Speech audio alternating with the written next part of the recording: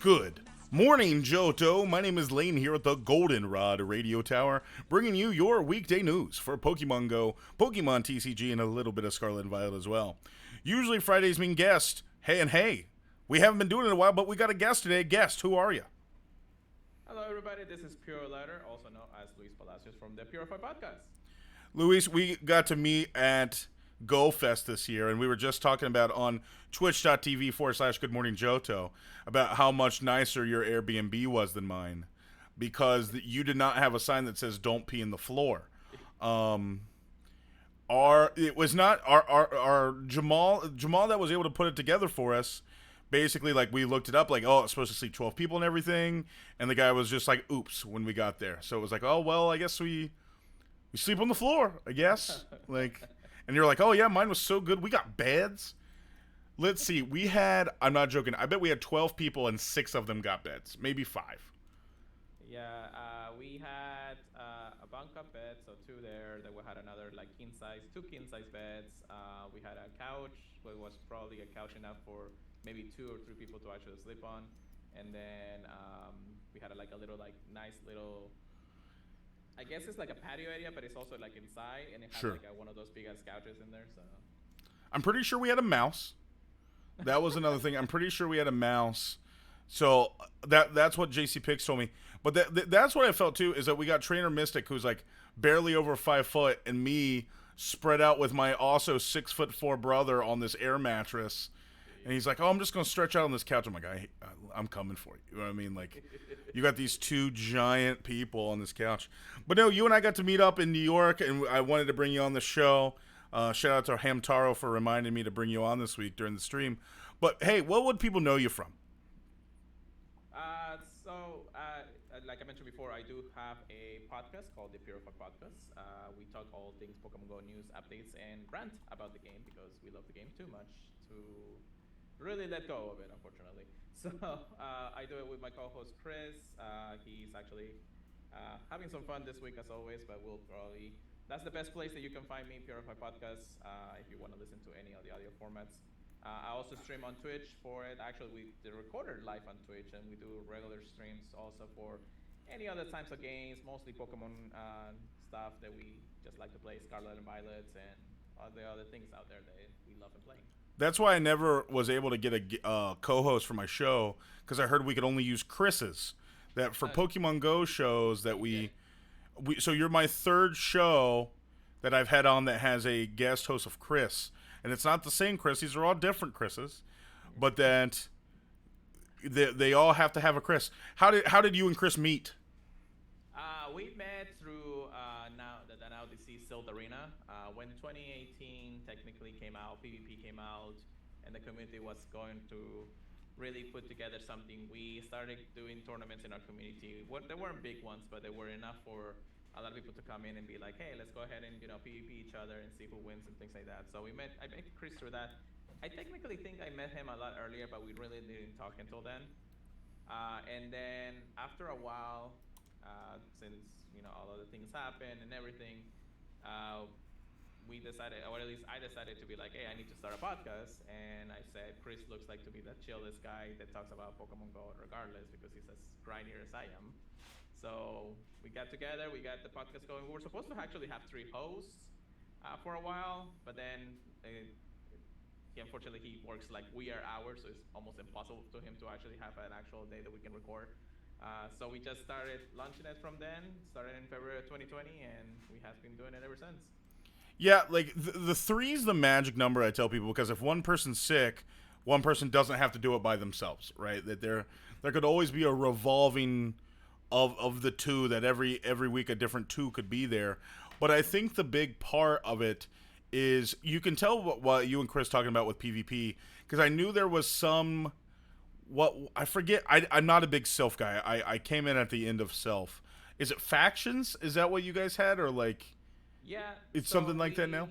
We did factions for a while. I actually joined his team because he actually got into more PvP or continued PvP for a while. I kind of fell off after the first season of Silt Arena, I'm sorry, and it was fun. I mean, it could have been better. I could have done better, but it was after trying to get the podcast going and everything. I actually just started doing my own thing. He continued playing through either the factions, and any other tournament he can find out there. Then after a while, since we always talk about things, we just usually talk about PvP and everything. Now, I may not be like the greatest player out there, but I do know my moves counts and everything when I need to. So if I could probably try to get legends, but I do really need to grind it. So you think you're better at him than PvP? Slightly, I think Yeah. slightly, but unfortunately, I think he can get the better of me if we go in different metas. So we talked about how you and Chris met. How did the show itself come to be? Well, my desire to really be part of the Pokemon Go community came really as soon as Pokemon Go came out. After learning that I could not do really like the YouTube algorithm and everything, and I edit videos and things like that. The podcast really came after listening to other podcasts out there. Shout out, of course, to our friends and the Lura podcast, because they were really basically the ones that really inspired me to open to do one. So after getting everything together and finally realizing that we can probably just get a set schedule to do it, we started doing it since 2020. So yeah.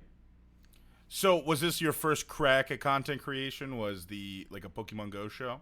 Um, for Pokemon Go, yes. It was something that I felt like it was more lenient that I could do, but I since I used to do a couple of videos here and there, especially when legendaries came around, raids came around, new events and things like that. But I probably only have like maybe 2 to 5 videos on Pokemon Go video content, and then the podcast really took over after that. So getting really into Pokemon Go and everything. So I gotta ask the age-old question: what got you into Pokemon? I mean, I've been a fan of Pokemon since the very beginning. I think I was like maybe 5 when I played Pokemon Yellow, and that's rare for a lot of people to actually say that Pokemon Yellow was the first game, anyways. After that, I was always a casual. I was always playing at least one of each generations. I played Silver, Sapphire, and all the other generations after that. But I was never really like super competitive or say I need like shiny hunt or anything like that. I didn't even know what a shiny was until what probably Pokemon Go came out, because I can't really remember at the time that I had a shiny in screen on serious games. But Pokemon Go just ignited that passion to probably 100% after that. If it wasn't for Pokemon Go, I don't think I would have just continued playing Pokemon as much as I do these days. Did you ever skip a generation? I don't believe so, because I remember having almost every single generation. I think I did have every single generation, at least one copy of each. I had to slog through it black and white. I mean, out of all of them for me, smallest new Pokemon generation too. If you didn't know that, smallest of the new ones that generation. But that one, I never knew if there was a year you're like, you know what, I'm just gonna skip this one. No, like I said, I was a super casual, but I always loved the series. I mean, the anime was probably also a big factor, but in the end of the day, I always at least grabbed one copy of each new generation when it came down. And I really started remembering more when I mean, I can remember playing each one of them. I just don't remember how the heck I even got them at this point. um, it was mostly when Pokemon Go came out, really, in 2016, and then Sun and Moon was really starting to become big and everything. X and Y was also, I think, the biggest factor too, since it was a global release and everybody was talking about it. That's when I think I started seeing more Pokemon here and there. But again, Pokemon Go was the fuel ignition at the end of the day for. Yeah, it was the catalyst for everybody, right? Like it was what we talked about. Like 2016 was the year of peace because Pokemon Go. And I still argue with people, and this is probably my biggest hot take, is I do believe Pokemon Go is the greatest game to ever come out. And this is why, because I think there was nothing like it before, right? Like Ingress was like the ice. Like I believe Ingress walked so we could run, but the right IP at the right time for getting the eyes on it, like because Ingress just didn't get the eyes on that type of system like Go did. But it, like think of the downloads, right? Like 8 million to 10 million daily with like 100 million downloads. Like after we are still, when you and I were in New York, this was one thing I always wondered was, would it be enough to affect New York? Like I went to New York and stuff before. I'm like, would New York change? Like, would New Yorkers know an event was going on, right? Like you're talking million people city, right? Well, they know there's a bunch of nerds there, and boy howdy, did we invade their city, right? Yes. Like they had no idea. They had no idea what was coming for them. I remember at the Nintendo store, they're like, "What is going on?" Then we still have that after so long. And yes, you could say like a franchise like Mario, right? But they're like a continuation of making games. But Pokemon Go being able to trickle out a shiny a week is a way to do it, right? Like that's. Do you still play? Are you a day one Pokemon Go player? Yes, and I remember this as vividly as possible. I remember a friend of mine actually telling me about to download the APK mine for it. But I was an iPhone, and I always been an iPhone, so Same, yeah.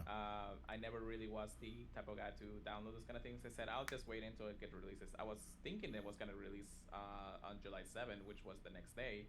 But then at 10 p.m. and I remember clearly, 10 p.m. the app drops and everybody started downloading it and everything. I remember going to for the first time probably walking around my neighborhood and actually catching Pokemons. So I remember the next morning. It was that day. I remember opening it at the radio station. Like I was on air, and I'm like, I have to leave. Like I have to. I need because we have in between songs we have to have 4 minutes. So I tried to like sprint around blocks. Like, all right, now it's time for Freebird. I'm like, all right, I got 2 blocks now. Like, it was something to go on, but yeah, like it did. I believe Niantic in this game did what it's supposed to do because it made me meet you and meet all of our friends and all of the people, right? Like, you did not hear this at New York, but I hate New York. New York and I we don't have a good relationship. I think it's too overwhelming. It's just too busy.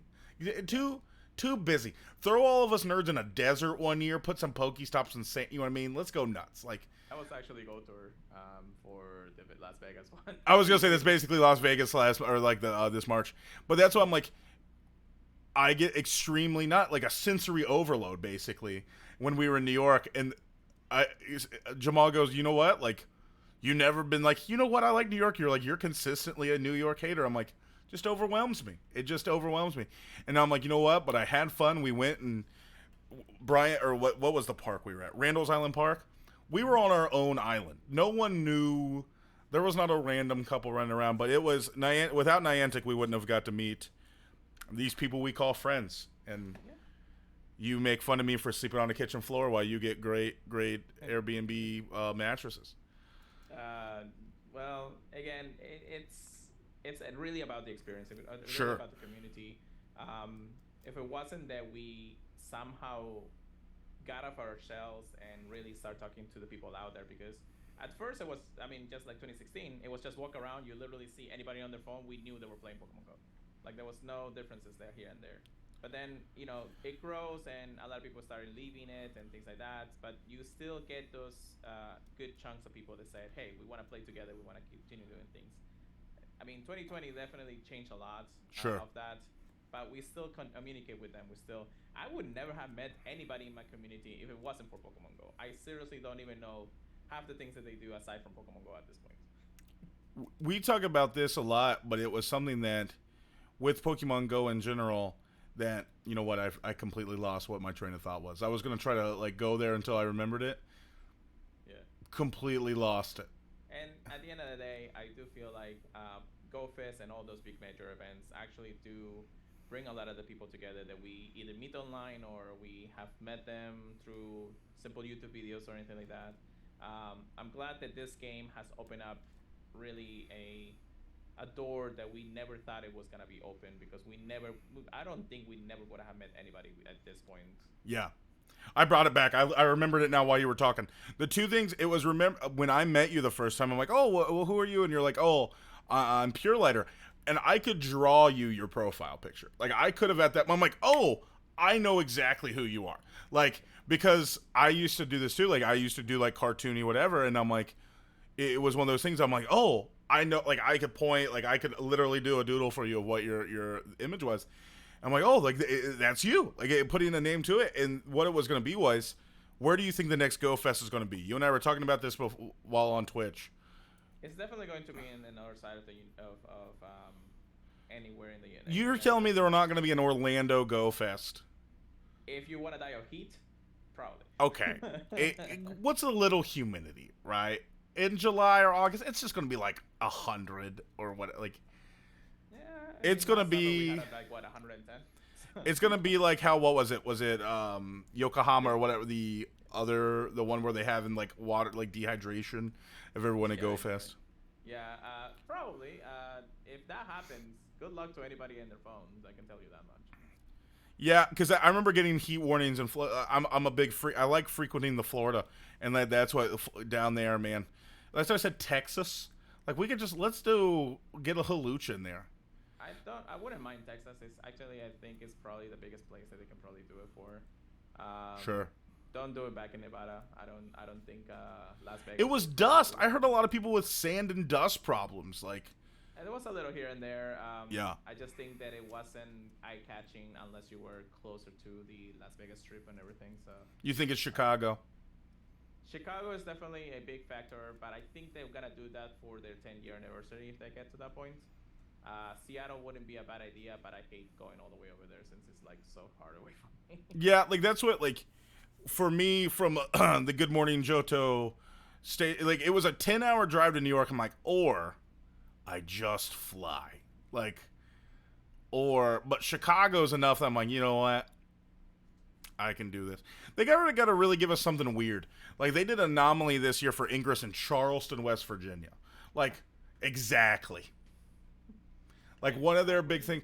Like let's go to a weird place. Like what is like somewhere in Kansas. Sorry, Kansas. Like South Dakota. Like let's just get weird. Yeah, yeah. I mean, I wouldn't mind that as long as it has reception. I said this. Oh, this was actually when I thought the other day this was real. I said, what about Nashville? And we bring the cowboy hat Snorlax. We do like the actual cow. I thought that would be cool. I said like I think so too, the yeah. city can handle it, right? Like it's one of the bigger cities. You do like Clay could be one of the main guys. Like there's a cowboy western theme of Pokemon.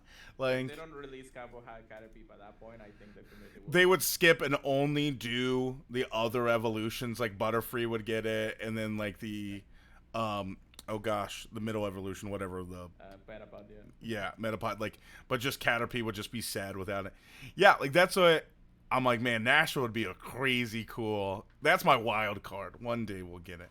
Well, Luis, thanks for coming on. This has been a good in the making. You can tell, this is what I tell people. You can tell of people that we actually hung out with and have time to the talk goes a little easier. So, thanks for coming on. Oh, I almost forgot my last question. Luis, what's your favorite breakfast? Egg and sausages. Patties or links? Patties. Patties. Are we scrambled? Are we over easy? What are we doing with them eggs? I can really go with anything, but I would probably go with sunny side up. Do you dip or anything, or are you just a raw? I usually do a little bit of bread and dip the yolk on bread. Yeah, I didn't know if you're like hot sauce, ketchup, whatever. You're like, no, like, no, I love that. Some good sunny side up eggs and some sausages. I don't know, sausages just. I'm going to tell you this, and it's going to sound really basic to me. We've been doing this show for almost a year. You have probably did the breakfast that I relate the most to. If you want to hear the craziest breakfast, listen to our friend Hamtaro. He does a 5-course meal of like, I swear, he's like, I'm going to start with this and followed up with a coffee. And then I'm going to do this and I'm going to have that. Like he literally goes through 5-course meal of breakfast. And if you know Hamtar, he is a jokester if I've ever met someone. And it was one of the funniest ones. But yours is like, yeah, that's what I would have. Like my daily breakfast would be, we don't have to do things. It's a simple thing. Cup of coffee, some eggs, some sausages. Do you take your coffee black or do you put a little cream in there? I used to do cream, but not anymore. I usually just do a couple of Splendas here and there Just to call it. Yeah. Absolutely. All right, Luis, where can people find you? You guys can find me at twitch.tv/Purelighter. That's where most of the podcast streams go live. You can also find us on the PureForPodcast.com. It's also part of the Professor Network. And you can find us. You can at least find me on Twitch or X, I guess I should say, with at Purelighter. That way you can actually talk things, or add Purify podcasts, so that way you can relate to the podcast and talk about the podcast here and there. We got to figure out as a community if we're just going to call it Twitter still or if we're going to call it X. Because we all say the same thing, like, whatever this freaking thing is. What, are you going to Wakanda me? Like, in the end? Like, you're going to be like, find me on X. I was going to go with the Deadpool one and do, like, X-Force or something, you know? Yeah, hey, I love it. Well, Luis, thanks for coming on. If you want to find more Good Morning Johto, you can find us on Twitter at GMJoto. You can tell this week we talked about that I got a new puppy, and this whole time has been making just...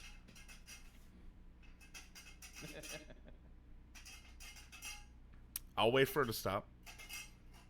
There we go.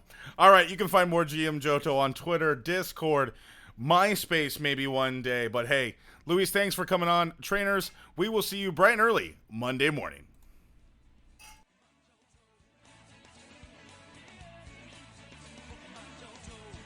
Recording stopped.